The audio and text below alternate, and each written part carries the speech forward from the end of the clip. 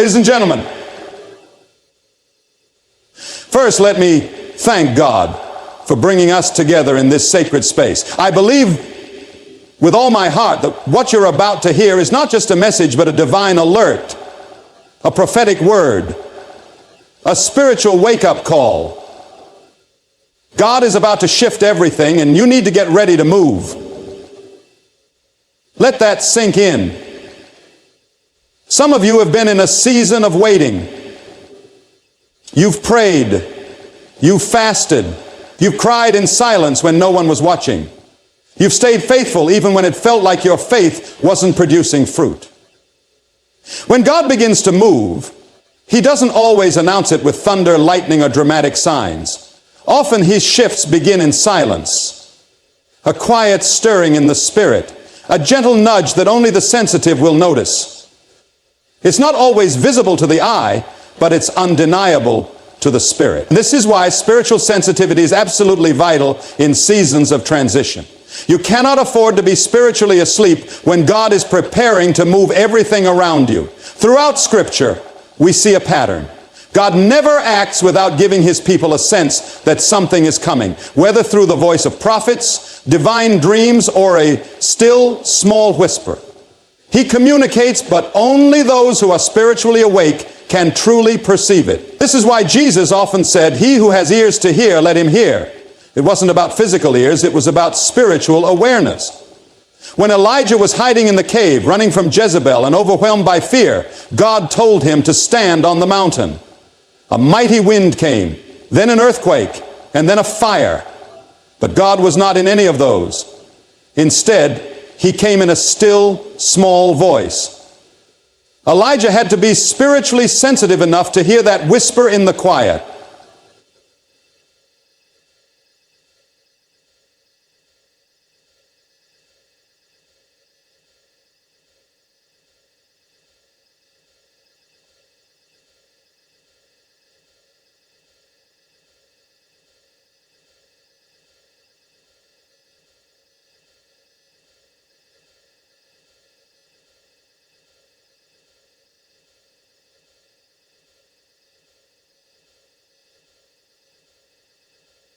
Had he not been attuned to God's voice, he would have missed the moment of divine revelation. This same principle applies today.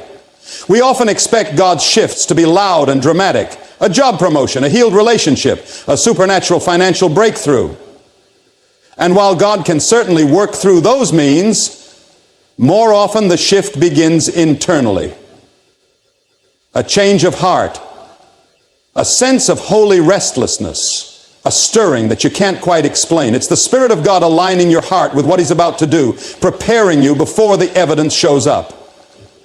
The challenge is that this kind of preparation doesn't look like progress to the natural eye.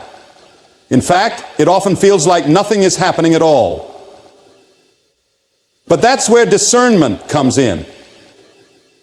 Being spiritually sensitive means you can sense God's activity, even when there's no outward sign.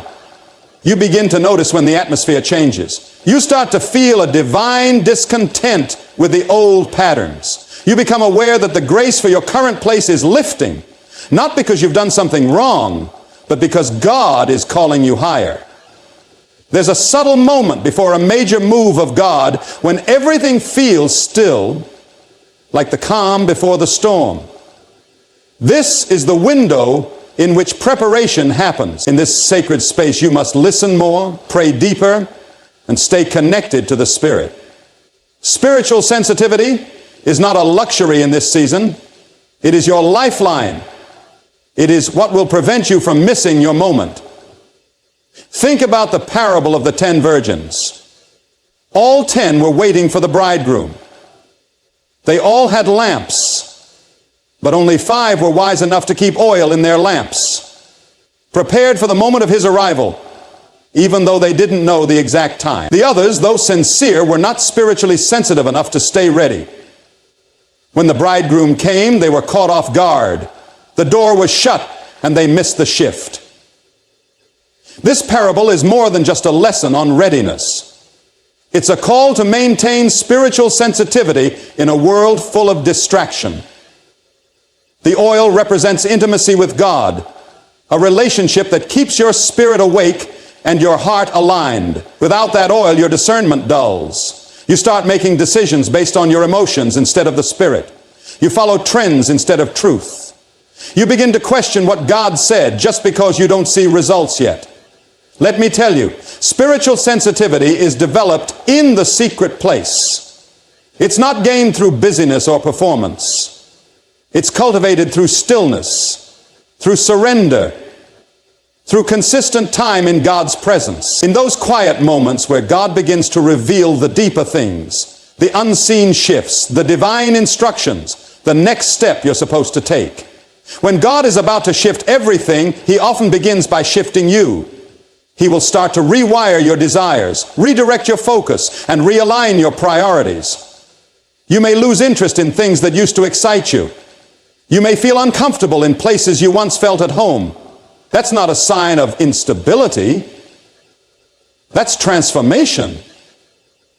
That's God waking you up from the inside out so that when the external shift comes, you're not surprised. You're already in position. And positioning is everything in a move of God. If you're out of alignment, you can miss the blessing that was meant for you. If you're asleep to what the Spirit is saying, you may interpret God's invitation as an inconvenience. You might try to hold on to things He's trying to remove, or resist a change He's trying to introduce. That's why the enemy works overtime to keep you distracted and spiritually numb, because he knows a sensitive believer is a dangerous believer. One who hears God clearly and obeys quickly is a threat to hell's agenda. So this is the time to clear the noise, shut off the distractions, quiet the chaos around you. So this is the time to clear the noise, shut off the distractions, quiet the chaos around you. Ask God to open your spiritual eyes and unstop your spiritual ears. Ask Him to make you aware of what He's doing beneath the surface. And most importantly, yield to His process, even if it doesn't make sense to your natural understanding. You may not see the full picture yet, but that's okay. Spiritual sensitivity isn't about having all the answers. It's about staying connected to the one who does. When you're sensitive to the Spirit, He will lead you step by step, shift by shift, until you find yourself walking right into the very thing He promised. So be still, be watchful, be prayerful, because God is about to shift everything. And only those who are spiritually sensitive will recognize the moment, respond to the call, and move into destiny without delay. There comes a time when you must recognize that what brought you here cannot take you further. God, in His infinite wisdom, orchestrates seasons of transformation where He prepares you for the next level of purpose, favor, and influence. But as He shifts you forward, He will also require you to let go of the patterns, mindsets, and behaviors that no longer serve His plan for your life. The blessing you're praying for is not the issue. The real issue is whether you're willing to change to receive it. When God ushers in a new season, He doesn't just change your surroundings, He transforms you. That means some things must be left behind. You cannot enter a promised land with an Egypt mindset. You cannot walk in resurrection power if you're still clinging to grave clothes. The old ways may have provided comfort, routine, and even temporary success, but they are not sustainable in the place God is calling you to. They become weights, not wings. We see this principle play out powerfully in the story of the Israelites. God delivered them from Egypt with signs, wonders, and a mighty hand. But getting them out of Egypt was only half the journey. The bigger challenge was getting Egypt out of them. The slavery mentality, the complaining spirit, the desire to return to familiar bondage instead of embracing unfamiliar freedom. That generation could not enter the promised land because they were not willing to let go of what they had always known. They were free physically, but bound mentally. And because of that, they missed the season God had prepared for them. This is the danger of holding on to old patterns. They create a ceiling over your growth. Patterns are powerful. They are habits, thought cycles, emotional defaults, and survival strategies we've leaned on for years. Here's the danger of holding on to old patterns. This is the danger of holding on to old patterns. These are the dangers of holding on to old patterns. The patterns of old fault that confirm the seedling, they may not be sinful, but they can be spiritually suffocating. God doesn't just want to change your location, He wants to change your identity. But identity transformation always demands pattern interruption. Sometimes we romanticize the past because it's predictable. We know how it operates. Even if it's dysfunctional, it's familiar. And familiarity can be addictive. But comfort is often the enemy of calling. God never calls you to stay where you are comfortable. He calls you to where you are called, and that means there will be discomfort. There will be shedding. There will be pruning. Not because He's trying to hurt you, but because He's preparing you to carry more. New seasons come with new assignments, and new assignments require new capacities. You can't pour new wine into old wineskins. If you try to carry a fresh anointing with an old mindset, it will tear you apart. If you step into a new relationship with unresolved wounds from the past, the cycle will repeat itself. If you try to lead in a new environment, but still operate with old insecurities, your influence will be limited. God in His mercy will challenge you to confront those patterns before the door opens, not after. He would rather you be refined in the wilderness than destroyed in the promise. Sometimes the reason the shift hasn't happened yet isn't because God is delaying it. It's because you're still clinging to something He asked you to release. Maybe it's bitterness. Maybe it's unforgiveness. Maybe it's control. Maybe it's an unhealthy coping mechanism. Whatever it is, God is saying, that can't come with you where I'm taking you. It's too heavy. It's too toxic. It's too small. And your next season requires space. Space for growth, for obedience, for fresh fire. Letting go isn't always dramatic. Sometimes it's quiet.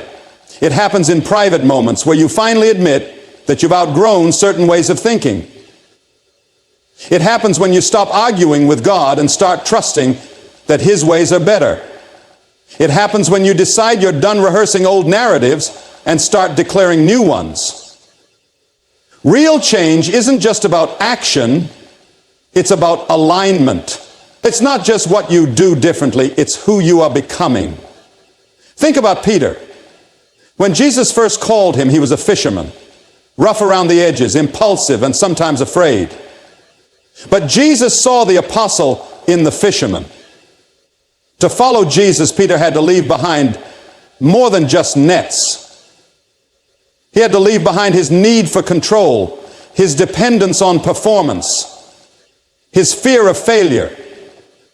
Even after he denied Jesus, Peter's restoration required him to release his shame. So, when he announced to us that he was to be more than just nets, he had to leave behind his shame. If he did not go to Jesus and let Jesus save him, he would have never forgiven God. And if he failed to do that, why? Because shame was an old pattern. And Jesus couldn't build His church on someone stuck in self-condemnation. Peter had to believe he was forgiven. He had to walk in the identity Jesus gave him, not the one his past tried to define. This is what God is asking of you. To release what no longer aligns with where He's taking you. The habits, the thought patterns, the hidden idols. It might be painful, but it's necessary. You're not being punished, you're being pruned. And pruning is proof that you're being prepared to bear much fruit. So how do you know what needs to go? Pay attention to what keeps cycling. Pay attention to what the Holy Spirit keeps highlighting in your heart. Pay attention to the tension, those uncomfortable moments where you sense God is requiring more of you. That tension isn't there to break you. It's there to birth you. It's a sign that your spirit is outgrowing your old season. This is not the time to resist the process. It's the time to surrender to it. If God is convicting you, it's because He loves you. If He's stretching you, it's because He trusts you. And if He's removing something from your life, it's because He's making room for something better. New seasons require new stewardship. You must carry yourself differently. Speak differently, believe differently. And that starts with letting go of the old. It doesn't mean you dishonor where you came from. It means you refuse to be limited by it. Growth is never accidental. It is always intentional. And it will cost you something. But what you're gaining, peace, purpose, power, is far greater than what you're leaving behind. Don't sabotage your next season by holding on to what God has already told you to release. Don't miss the shift because you're married to your past. God is trying to do something fresh, something holy, something weighty in your life. But He cannot bless who you pretend to be or who you used to be. He can only bless the person you're willing to become. So today, choose transformation over tradition. Choose faith over fear. Choose obedience over comfort. Let go of the old because the new is already waiting. There comes a moment in every believer's journey where the call of God clashes with the comfort of the current season. It's a divine tension, the kind that forces you to choose between the safety of the familiar and the risk of obedience. And the truth is, when God is shifting things in your life, the next level will not come wrapped in comfort. It will require courage, faith, and most importantly, obedience. Because God doesn't move according to our convenience, He moves according to His will. And when He moves, He expects us to move with Him. Obedience is the bridge between where you are and where God is calling you. It is not optional. It is not negotiable. It's the response God looks for when He begins to stir the winds of change in your life. You can't delay, debate, or try to dissect what He's asking you to do. You must simply say, "Yes, Lord," even when you don't have all the details. That's what faith looks like. Trusting God enough to obey Him before you understand Him. When God told Abraham to leave his country, his people, and his father's household, He didn't give him a map, He gave him a promise. Go to the land I will show you. That was it. No itinerary, no timeline, just a word. And yet, Abraham obeyed. He stepped into the unknown because he trusted the one who was leading him.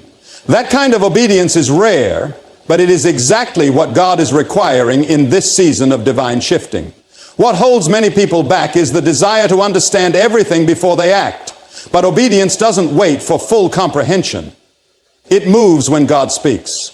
Some of the greatest blessings you will ever experience are on the other side of an uncomfortable instruction. It's the sun when the company moves its heaven from site to site. When the sun has its own company and its own way, you are in the presence of an uncomfortable instruction. God doesn't always explain, but He always leads. And if you're willing to follow, even when the path doesn't make sense, you'll find yourself walking into miracles you never could have imagined. Comfort is the enemy of movement. Comfort says, "Stay here. It's safe." Comfort says, "What if it doesn't work?" Comfort says, "You've never done this before." But obedience says, "If God said it, I'll do it." Obedience says, "Even if I don't see the full picture, I'll trust the painter." Obedience says, "God is not a man that He should lie, and if He's calling me, He'll carry me." Look at Peter. One night, during a violent storm, Jesus came walking on the water toward the disciples. They were terrified, thinking He was a ghost. But Jesus spoke, saying, "Take courage, it is I, don't be afraid."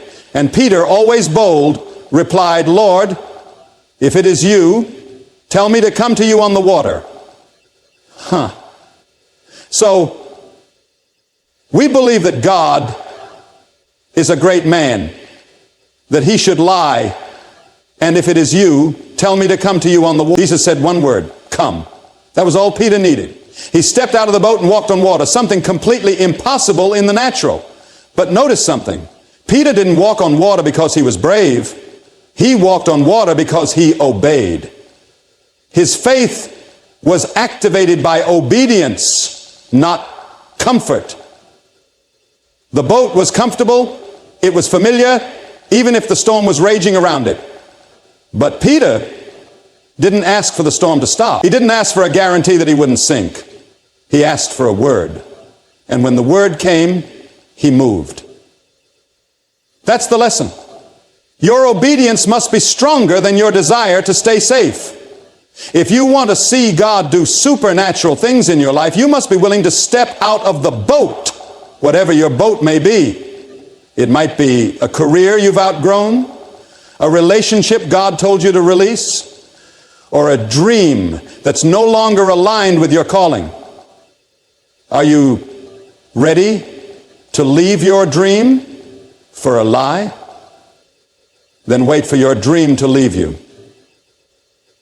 When God invites you to journey with him on a mission and a message, it might be tempting to say no, but whether your boat may be, it might be tempting to say no to the promise.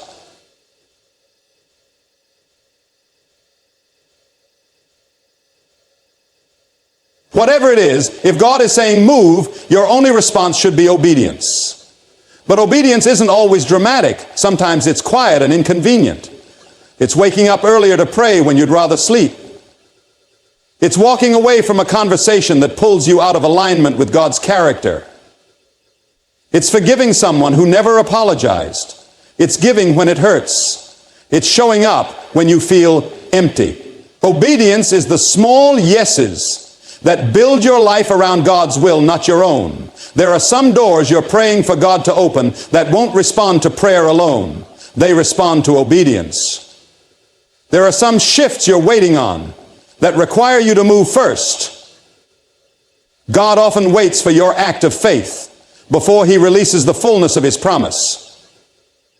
Think of the priests carrying the Ark of the Covenant into the Jordan River. The waters didn't part until they stepped in. The miracle didn't happen until their feet moved. If they had waited for the river to part before stepping in, they would have missed the miracle. Obedience triggered the breakthrough. And sometimes obedience is costly. It might cost you popularity. It might cost you approval. It might cost you comfort, status, or even relationships. But what you gain is far more valuable. The presence of God, the power of his favor, and the assurance that you are walking in his will. God is not looking for the most talented, the most educated, or the most impressive. He's looking for the most obedient. Because obedience positions you where his blessing already exists. You cannot move forward in God and stay loyal to comfort. The call of God will stretch you. It will challenge your preferences. It will require you to go places you've never gone, do things you've never done, and believe things you've never seen. But every step of obedience takes you closer to the life you were created to live. A life full of purpose. A life saturated in grace. A life that echoes eternity. So, if God is shifting you, don't wait for it to feel easy. Don't wait until you feel ready. Obedience is not about readiness. It's about trust. Move when he says move. Speak when he says speak. Go when he says go. Delay is disobedience in disguise. Partial obedience is still disobedience. And comfort is a poor substitute for calling. This is the season where God is shaking the foundations of complacency and calling his people into motion. The cloud is moving. The fire is leading, and the Spirit is speaking. Don't be the one who stays behind because comfort was more appealing than calling. Be the one who says, "Here I am, Lord, send me." Be the one who steps out of the boat even if your knees are shaking. Be the one who chooses obedience over comfort every single time. Because obedience will always take you further than comfort ever could. When God is about to shift everything in your life, there is a divine urgency that demands your attention. The season of delay ends, and suddenly doors begin to open, instructions come with clarity, and the pace quickens. But as momentum builds, so does the requirement: you must travel light. God is not just calling you to move. He's calling you to move quickly, without being weighed down by what no longer serves your journey, because destiny doesn't wait. When the cloud moves, you have to move with it. And if you're carrying too much, you'll miss the window. God has a rhythm, and when He initiates motion, it's time sensitive. The people of Israel experienced this in the wilderness. When the pillar of cloud lifted, they didn't sit and analyze it. They packed and moved. When the fire moved at night, they didn't wait for a full explanation. They followed. That's the posture of people who understand that spiritual movement requires availability, flexibility, and above all, lightness. Heavy hearts, heavy egos, and heavy baggage cannot keep up with the speed of God's next move. This is why God is calling you to release. Not everything you're attached to is meant to go with you. Not every person, not every opportunity, not every title or routine. There are some things you picked up in survival mode that served you for a season, but they will sabotage you in the next one. The false identities you built to cope, the masks you wear to gain approval, the grudges you nursed for years, they are too heavy for where you're headed. They take up spiritual real estate that God wants to fill with clarity, joy, and fresh purpose. Think of a runner in a race. No one runs with a suitcase. No one enters a sprint in hiking boots. Why? Because the goal is speed and focus. In Hebrews 12, we are instructed to lay aside every weight and the sin that so easily entangles, and run with endurance the race marked out for us. The verse doesn't just mention sin. It mentions weight. That means even good things, even things that once served us, can become burdens if we carry them past their expiration date. And the longer you hold on to them, the harder it becomes to move when God says now. God's movement often comes suddenly. One moment you're in obscurity, the next you're being elevated. One moment it's quiet, the next you're in rooms you didn't expect. But those moments rarely come with a warning. They come with a command. Go, move, step out. And those who have learned to live with open hands are the ones who can respond in time. Those who have already laid down the fear, the pride, and the idols are the ones who can rise when the call comes. They don't have to wrestle with letting go because they already have. Remember Lot's wife. She had one instruction: don't look back. But her heart was still tethered to the past. Her body was moving forward, but her soul was still in Sodom. And in that split moment of hesitation, she missed her future. She was turned into a pillar of salt, frozen in time, because she couldn't let go quickly enough. Her story is a sobering reminder. Attachment to the wrong things will cost you your destiny. Looking back can lock you out. So what are you carrying that God never asked you to? What burdens are you dragging into this new season that He already gave you permission to drop? Maybe it's fear, the kind that keeps whispering that you're not enough. Maybe it's guilt, the kind that says your past disqualifies your future. Maybe it's people, the kind that drain you, distract you, and delay your progress. You cannot run with power if you're tangled in soul ties, trauma, or toxic cycles. You must get free. You must travel light. This doesn't mean you abandon responsibility or run from healthy accountability. It means you discern what is from God and what is merely a distraction. The enemy doesn't always attack with chaos. Sometimes he attacks with clutter. He fills your schedule, your mind, and your emotions with just enough noise to slow your steps. And if you're not intentional, you'll carry unnecessary weight and confuse busyness with progress. But when you travel light, you move with focus. You're not trying to please everyone. You're aligned with your assignment. You're not trying to carry every burden. You're casting your cares on Him. Jesus modeled this perfectly. Though He carried the weight of the world in His purpose, He walked with peace in His spirit. He didn't cling to people who didn't believe in Him. He didn't argue with every critic. He moved in sync with the Father's will, even when it meant letting go of comfort, crowds, or safety. He was light not in purpose, but in posture. And because of that, He could move decisively, clearly, and powerfully. God is trying to bring you into a place where you can hear Him clearly again. But that clarity requires space. If your heart is full of yesterday, there's no room for what God is saying today. If your mind is racing with fears, there's no margin for strategy. If your hands are clenching the past, they can't embrace the future. So He's whispering to you in this moment, lay it down, let it go, travel light.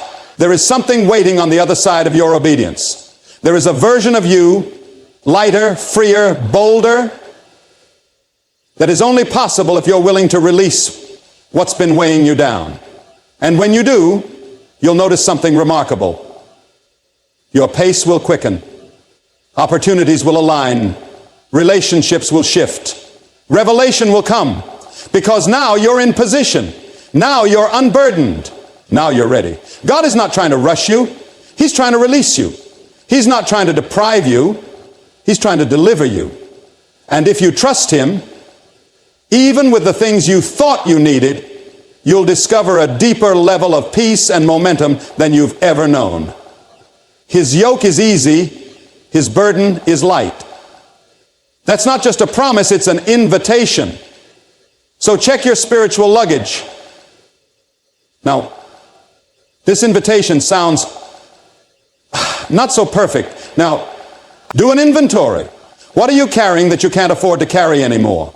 What is slowing your pace, stealing your energy, or clouding your focus? Identify it, name it, and give it to God. Because what's ahead requires your full strength, your undivided attention, and your willing heart. The journey is too important, and the time is too short to carry dead weight. God is about to shift everything. And when He says move, you must be light enough to go without hesitation. You must be ready to travel at the speed of grace, not hindered by the past, not held back by doubt, just free, completely, joyfully, and powerfully free.